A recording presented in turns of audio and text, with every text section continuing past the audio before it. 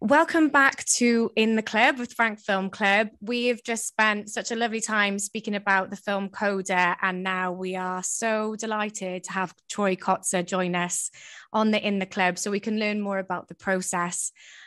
Troy, we've just spent the last half an hour really gushing over the film, to be honest with you, and especially your performance. So thank you so much for doing this with us. Thank you so much for having me. And thank you, Film Club, for having me join your conversation today. I'm thrilled to be here, and I'm open to discuss my experiences shooting and my background before CODA and anything you like. So hello, everyone. We would love to start with how you came onto CODA and what that process was like. So I had an agent in the past who sent me some information about auditioning for a particular scene. So I went to do the audition, and when I read the script, I noticed it was a fisherman. And in real life, I'm not a fisherman, but I was trying to envision what a fisherman would do. So if I arrived at the audition, I wanted to look the part. So I actually stopped by a Goodwill, a thrift store, and I was looking for a type of fisherman's jacket, and I found a baseball cap with the word that said bass, like the fish, bass, like the fish. And so I had a beard, about a 3-week beard. And so I wanted to play around a bit with this wardrobe that I picked up from the thrift store. So it was funny when I showed up, the casting director was sitting across from me and our director. And our director was quite young. I didn't realize that was Sian Heder. And so Sian Heder gave me some feedback and asked me to audition and perform the scene in a few different ways. And I was playing around with my clothing. So I was envisioning this scene would happen in bed. It's the scene where Frank argues with Jackie. And so they gave me a chair. So I was envisioning the chair was like a bed. So I sat on the chair as if I was sitting on the bed. And I was taking my shoes off as I was signing my lines, like I was actually arguing with my wife. And so I wanted to feel as believable and realistic as possible. And so it's really important as an actor, of course, to be prepared. And Marley already knew my background, Marley Matlin, and she had come see me perform at Deaf West Theater on stage. And that was quite a big help that she personally recommended my name. So she checked on me after the audition. And then a year later, it was probably over a year, I finally was offered the role. And so I asked Marley what took so long. And she told me that behind the scenes, the producers were actually arguing because they wanted to cast an A-list hearing actor to play deaf. And so they actually had to take the film away from the studio and decided to produce it independently with Pathé and Vendôme, which were French independent studios, production companies. And so that was the background and why it took over a year for me to be cast. And so I was thrilled to have the opportunity to have been able to play Frank Rossi. And really, the accumulation of all of my experience on the theater stage and TV and film, I still really felt like an outsider. And my question was Hollywood ready for a new face and a new deaf actor? And so I'm so grateful to Marley Matlin and Sian Heder for really making those demands for authentic casting. And that's what led me to where I am today. We've just had a really big discussion about that and how it blows our minds that we haven't seen you before. And we're so glad that is what happened in the film, because you are truly magnetic and amazing. I just wanted to just quickly go back. This is something I should have asked before, how you came on to CODA, how you got into acting and what your career looks like up until CODA. Before CODA, when I was a young kid, so remember back then in the 1970s and 80s, there really wasn't any access for deaf people. There was no closed captioning. There was no smartphones. There was no technology. There was no Zoom. I would have to follow the schedule in the TV guide to watch my favorite show, which was Tom and Jerry. So watching the Tom and Jerry cartoon was cat and mouse chasing each other without dialogue. And so as a child, a deaf child, I was fascinated. And I would remember every single scene in the episode. And so on the school bus, I would sign the episode to the other deaf kids who were kindergarten through high school on the bus. and they were all deaf, and we had a long commute to school. And it was like a theater audience on the bus, and all their heads would turn around, and I would stand in the back of the bus and sign these scenes from the Tom and Jerry cartoon. And I'll never forget their eyes lighting up and their laughter. And many of them did not even have television back then. And so that was where I discovered that it really felt great to see an audience react to my performance. And so I realized quite soon that there wasn't so many deaf opportunities. And of course, Hollywood wasn't ready for deaf actors or deaf directors. And so being involved in the theater stage, it was a great zone for me to have friendly access. And so it was National Theater of the Deaf and Deaf West Theater, and various deaf theater stages helped me develop my craft and grow as an actor. And we had so much collaboration of hearing and deaf cast members working together. You had the deaf actors and the hearing voice actors, and we had to sync up the dialogue.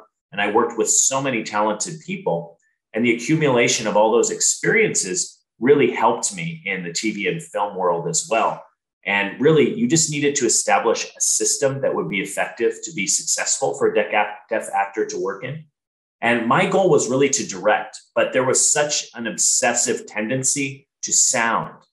And so it was a good excuse for me to act, because I was able to work with so many different directors, and all of them had a different style, a different process. And it was so fascinating for me to work with these directors and have been able to work with all of these hearing directors and several deaf directors. Really, all of those experiences I put into my toolbox, and I was able to carry those forward with me into the film world as well.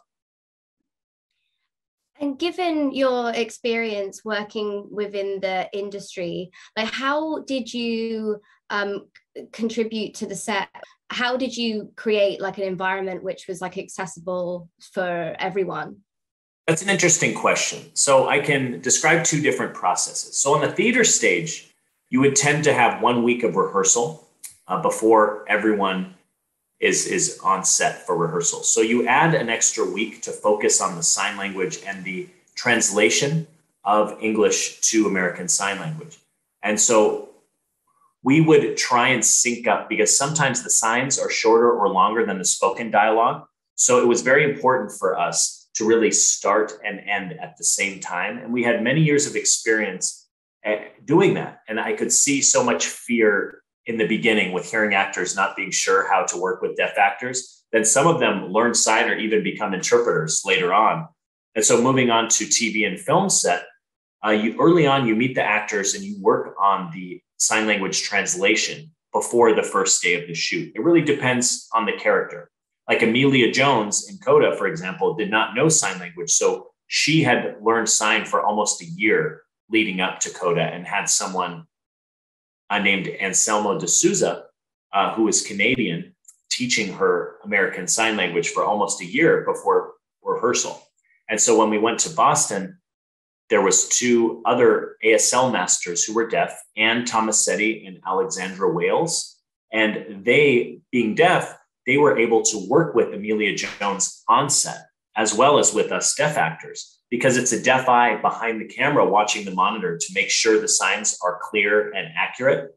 And sometimes the director might ask me to improv some lines, but of course, if our hearing director doesn't know sign language, I have a massive sense of relief knowing that there's deaf eyes behind the camera, and they're helping out the script supervisor as well, making sure there's consistency and extra lines are added to the script and so on. So without deaf eyes on set, of course, I would have been extremely worried, because would they understand my sign language? You know, is the camera going to zoom in and actually cut out my signs? And that would happen quite a bit in the past, because they will zoom in on and do a close-up on hearing actors, right? But they don't zoom in just on the lips and cut their face off, right? But they do that for deaf actors all the time, where they'll cut off our signs. And so we really wanted to reach a larger audience. You know, deaf people and people that know sign language, there's actually millions of them out there.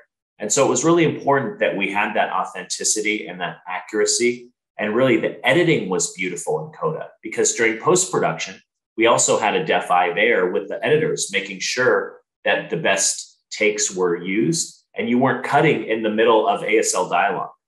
So you really had to make sure that everything blended seamlessly. And so it was. And so, of course, it can be a challenging process. So imagine in post-production, you have ADR for hearing actors, where they always say fix it in post, right? So if there's a problem with sound, as far as sign language, you cannot fix it in post. You need to have the deaf eye there while you're shooting, because you cannot adjust sign language after the fact. You need to make sure you get it right when you're shooting.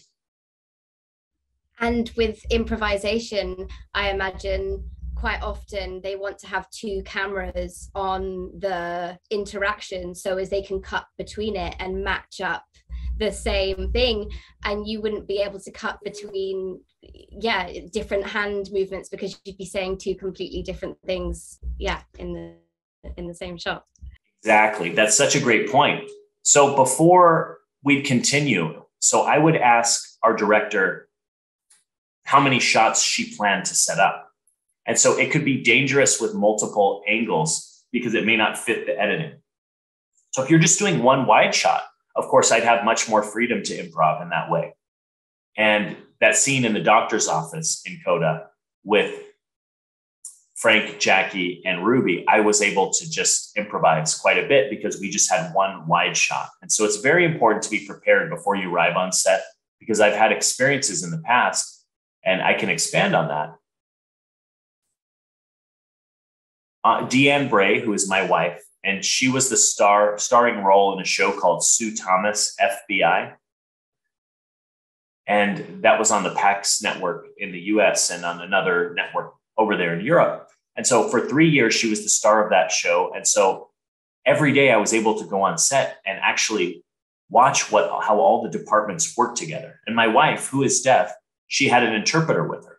And so when the interpreter wasn't busy, I would borrow my wife's interpreters and I would talk to the DP, the director of photography, and learn.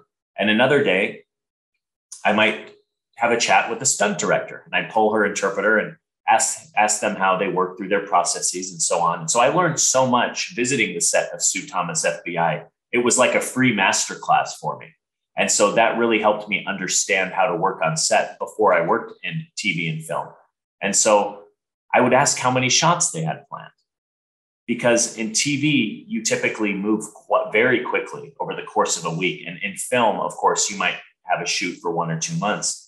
And so the experience is quite different, but it was great for me to be able to transition between the two worlds of TV and film.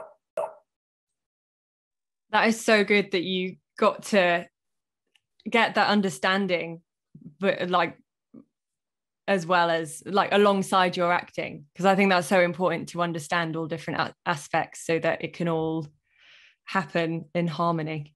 We were speaking earlier about the amazing chemistry in the family in CODA, and honestly, all of my favorite parts were when we spent time with the family.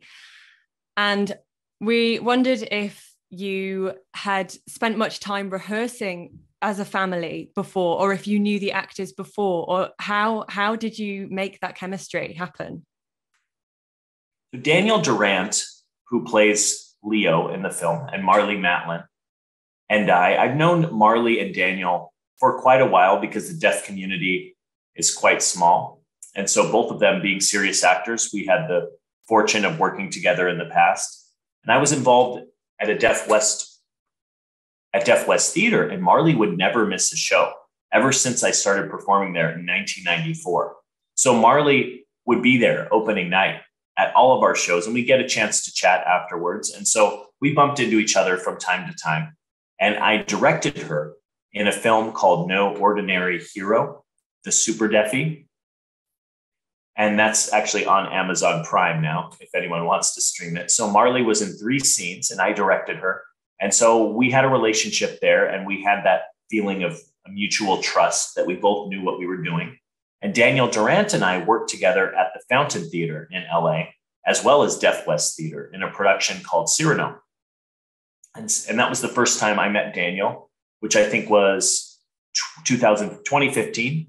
And so we got to know each other. We made friends. And with CODA, when we were both cast, we were very familiar with each other. So that was a big help in having that trust and that we had worked together in the past. And so that was really quite quite a benefit that Marley and Daniel and I had known each other through the years. And so we had this natural comfort. If we hadn't met before, it might take longer to get to know each other. And so when we arrived on set, we just really synced up because we had that mutual trust. And really, we had that rawness, and with a mutual language, with sign language and deaf culture, we all communicate in the same language and we come from the same culture. So there was the warmth, like we felt at home with each other. And usually they tend to have one deaf role with an interpreter, but with this cast, we had an ensemble of 3 deaf folks. So it was great. We really hit it off. Well, that makes total sense now, because you and Marley in particular have such great chemistry. And it's also so interesting to hear that you improvised a lot, which actually leads on to something that I was wondering about with the script. So when you get the script, I'm guessing it's written on the page. When you translate that to ASL, does much change from the dialogue, and how do you workshop that? That's a great question. So in the script, of course, it was all written in English. But you would have italics in the script. So the italics would signify that the lines were to be delivered in ASL. And so if you had the italics and a slash, then that would mean it was simultaneous communication. So the lines were spoken in English and signed at the same time. And so we had kind of 3 forms of communicating in our script. And so sometimes sign language can even surpass what is written in English, because really we had to make our translation to really fit deaf culture and a deaf sense of humor. And so we are so used to translating English to ASL, especially us actors who are experienced. And so our director might say something to Marley and say, "Hey, Marley, improv." And so there was the scene in the recital where Marley says to me, Jackie says to Frank, "What do you want for dinner?" And so I had to play along with her. And I said, "How about spaghetti?" And we just had these scenes that we fed off each other.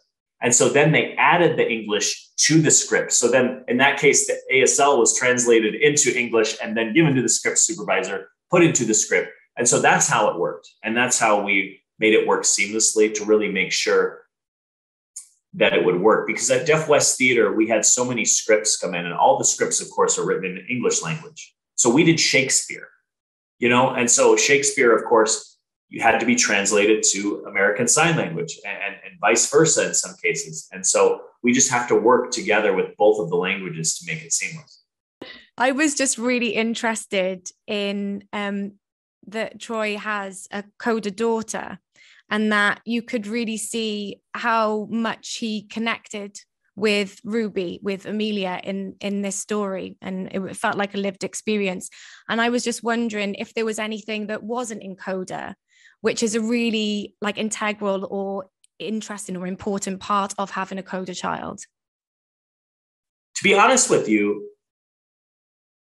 when Amelia Jones, who of course played the CODA in our film, really, she reminded me so much of my daughter in real life. And there were so many similarities. And I felt like my daughter was with me, even the way that Amelia signed. And in some ways she was shy, or she struggled to, how her character struggled to socialize with the hearing world. A lot of that my daughter went through as well. My daughter is 16 years old and she's a teenager and very close in age to Amelia Jones. And so putting that aside, I've met so many CODAs, and believe it or not. And so I've seen that CODAs sometimes are embarrassed on signing depending on their background and the background of their parents. Some parents aren't proud to teach their children sign language, and sometimes CODAs are embarrassed to sign in public. I've met some CODAs who can only finger spell and not actually signs. And I think there are some hearing folks who are just learning sign for the first time, and they just have only finger spells to follow their parents' way of communication. And that's quite interesting.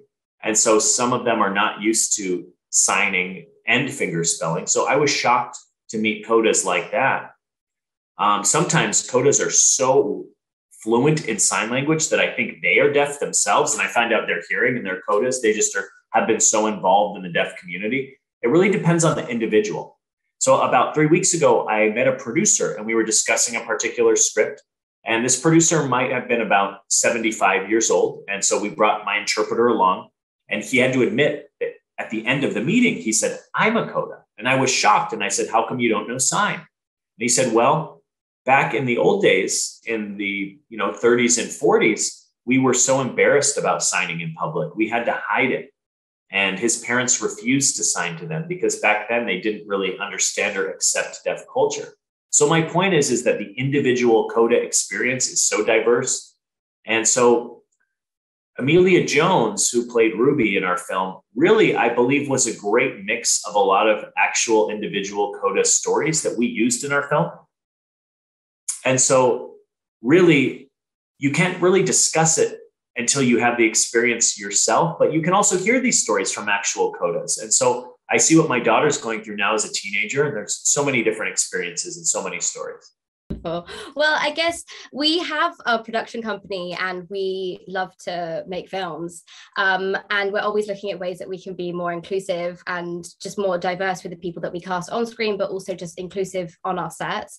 And I think I'd love to ask what considerations need to be made when you are accommodating deaf actors on a film set, or even in the audition process as well, like just from that very beginning, like what is necessary for you to be able to do your job?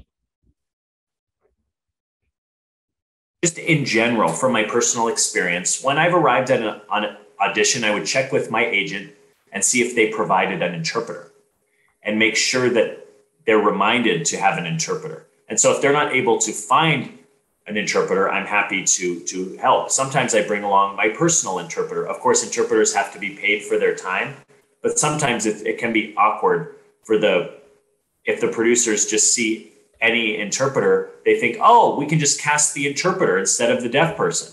And that has actually happened in the past because they can sign, but they can also communicate with the director and the producer directly. They might say, hey, we can save time and money and just cast the interpreter. So it's extremely important that interpreters know the boundary and they know that they're there to serve the deaf person and bridge communication. And that's their job and their role, because without an interpreter, if you showed up and, they might see the reaction and something performed in sign language, but not even understand it, right? And so it's really important to have a deaf eye who is neutral with you in the audition process to make sure that that the signer is fluent. Sometimes these people BS and they actually don't know sign language, and they can fool hearing people who don't know sign. They can go, oh, fine, it looked great. Make sure that you have someone who is fluent in sign language with you in the auditioning process. And what I did with CODA was made sure I understood the lines and made sure that the translation really fit the meaning and the intent of the lines in the way they were written. And so I would always ask my agent to make sure they would provide an interpreter. And of course, you can always contact an organization called Respectability, and they can help you as far as setting up your auditioning process, and as well as production and post-production too, to be accessible for deaf folks or anyone with any disabilities. There's another thing that I wanted to ask.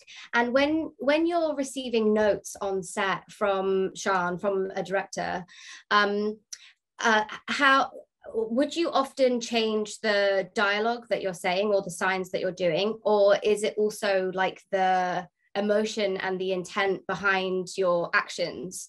Like how do you handle that? So first off, I would make sure that I understood the story and understood what Frank's goal was throughout the arc of his character. And sometimes when I read the script, which Sian wrote, I would make sure that I met her vision. Because if I was not meeting her vision, then I just wanted to make sure that I understood that clearly. And so one example was the scene, which of course was written from a hearing perspective. But when I saw it from a deaf perspective, I felt like it really didn't fit deaf culture. So I'd asked Sian if I could try something different. So there was the pickup truck scene, of course, when Frank and Ruby are sitting on the back of the flatbed pickup truck. And there was a line in there that said, "Thank you."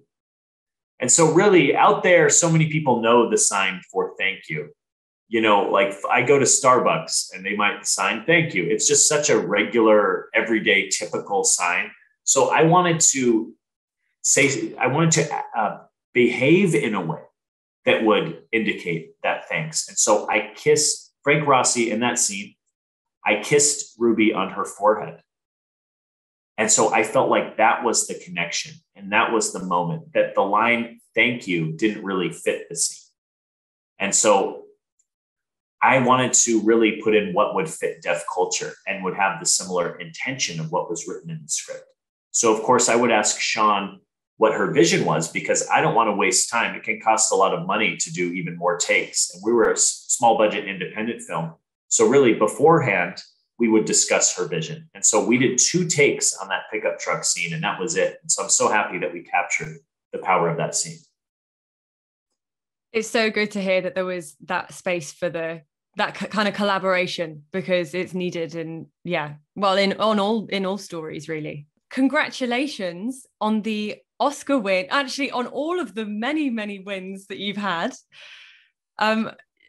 So well deserved. And I know I was looking at them. I was looking at your awards behind you. That's a very full cabinet. The awards aren't lonely. They're all friends now, and they can have a party back there. There's a lot. We wanted to ask, how has your career changed since the win? Does it feel like it has changed, and what's happening?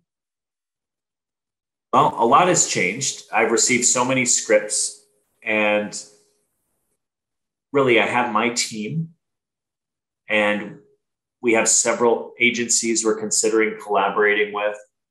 And so really I see my team motivated and supporting me as far as whether I'll be a director or producer or actor. And so I would love to work with several directors that I've always wanted to, and I've always admired their work.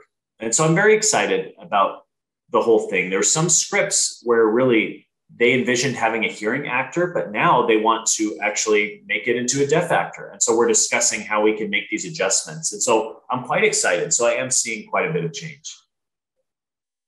And this is just a new chapter for me in my life. That's so exciting to hear. I actually just wanted to throw in another question. What would be, do you have a dream role that you would really like to play? I'm sure you're being, like, loads of roles are being thrown at you right now. And is there a dream one? Bottom line for me is that I don't want to play a victim.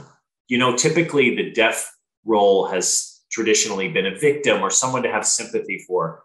You know, there's so many great deaf historical figures in the past that many aren't aware of their history. I have several examples for you. So Dummy Hoy. Any of you know the name Dummy Hoy? So the deaf community is aware of him. So Dummy Hoy was the first deaf professional baseball player, and he played for Cleveland back in the 1940s and 50s. And at that time, when he was playing, they had to figure out how he would communicate with the umpire, because they might say out or this or that, and they had a communication breakdown. So he actually taught them the hand signals for strike and ball and safe or out. And so that was created from Dummy Hoy, and it's still used today in professional baseball, but no one knows where that history came from. And so it's really nice to have that history, because many people aren't aware of it. And so I have so many deaf historical figures I would love to portray, and that's just one small example. And that includes American football too. I'm sensing a theme. Well, in sport. Well, we are just so excited. And Western as well. There's been some great historical deaf figures. There was a deaf spy during the war between Texas and Mexico. His name was Deaf Smith. And he was, and there was also a deaf boxer. and he was beating his hearing contemporaries, and he ended up being the champion. So there are many overlooked deaf stories, and so it'd be really nice to bring these stories forward, and nice to have some comedic ideas. You remember the film Freaky Friday, where the mother and daughter switch places? And so imagine if it was a deaf and hearing person switching places. You know, there's so many possibilities and adaptations, and I'm really looking forward to it. We're so excited. We're so excited, and we're so excited to talk to you because, you know, even what you've done with CODA, what an honor to speak to you, but we just know that you're going to go skyrocketing from here. So excited to see the future for you. Thank you so much. Thank you so much for having me. I've really enjoyed chatting with all of you, and I'm sure that maybe you've learned something new about what it's like to be an actor who happens to be deaf and has had a journey like me. And so many people out there wonder, oh, how did that work? Or how did that process work? And so I'm really excited to educate people and teach them something new. So if you're thinking about, I'm thinking about directing. And so simply, I would just bring an interpreter with me on set, and I would bring a dialogue coach as far as the spoken dialogue. And so it's like a director or a dialogue coach, right? There's so many ways you can adapt. And so it's really important to not think about the limitations. There's always a way to work with people that communicate in different languages. I just want to keep on asking you questions. Are you planning on directing?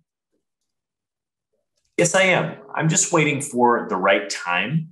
And so I directed a low budget film under SAG called No Ordinary Heroes, the Super Deafy. And the trailer's online and you can see that. So anyway, that was my first experience directing a film. And so now it's out on the streamers. And I was quite excited about having that experience. It was a good step forward to me to go through that experience. Really, we only had 2 weeks of shooting and we really had to get everything in. And so I feel proud, and now I feel confident and ready for a future directing opportunity. And I would love to direct and act like Clint Eastwood or Ben Affleck. And when they're both directing and acting on the same production, I'd be the first deaf person to be a director actor. So I'm just waiting for the right time.